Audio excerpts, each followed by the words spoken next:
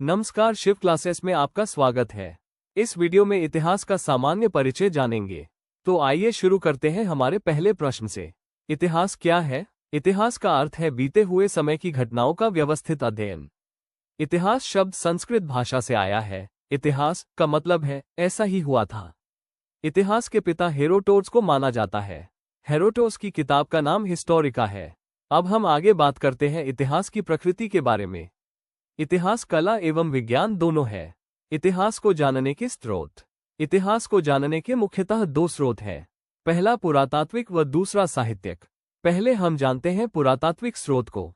पुरातात्विक स्रोत के अंतर्गत अभिलेख, सिक्के, स्मारक, भवन, मूर्ति आदि को सम्मिलित किया जाता है। अभिलेख का अध्ययन पुरालेख शास्त्र या एपिग्राफी कहलाता है। प्राचीन भारत के अभिलेख पत्थर की शिला, स्तंभों एवं ताम्रपत्रों पर लिखे हुए हैं। भारत के सबसे प्राचीन अभिलेख मध्य एशिया के बोगाजकोई से प्राप्त हुए।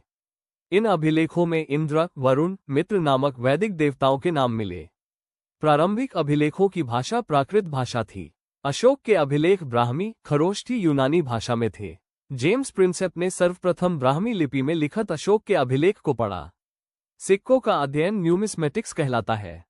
वे सिक्के जिनमें केवल आकृति विद्यमान होती थी एवं जो धातु के बने होते थे उन्हें पंचमार्क सिक्के कहते हैं।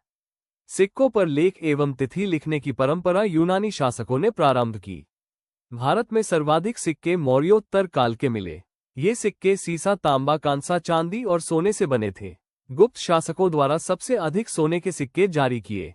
सर्वाधिक शुद्ध सोने के सिक्के कुषाण शासकों ने प्रचलित किए।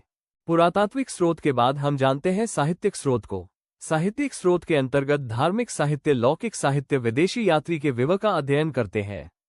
धार्मिक साहित्य के अंतर्गत वेद, उपनिषद, पुराण, आरण्यक, स्मृति आदि का अध्ययन किया जाता है। लौकिक साहित्य के अंतर्गत ऐतिहासिक एवं अर्धैतिहासिक ग्रंथों एवं जीवनी का अध्ययन किया जाता है। विदेशी साहित्य के अंतर्गत विदेशी यात्री द्वारा किए गए विवरण को शामिल किया जाता है। अंत में कुछ महत्वपूर्ण जानकारी। वेद 4 होते हैं: ऋग्वेद, यजुर्वेद, सामवेद, अर्थवेद। वेदांगों की संख्या 6 होती है। पुराणों की संख्या 18 होती है। रामायण एवं महाभारत महाकाव्य है। त्रिपिटक बौद्ध साहित्य है। जैन साहित्य को आगम कहा जाता है। इसी तरह की महत्वपूर्ण जानकारी प्राप्त करने के लिए जुड़े रहें हमारे YouTube channel Shiv classes by Ashwini sir से। धन्यवाद।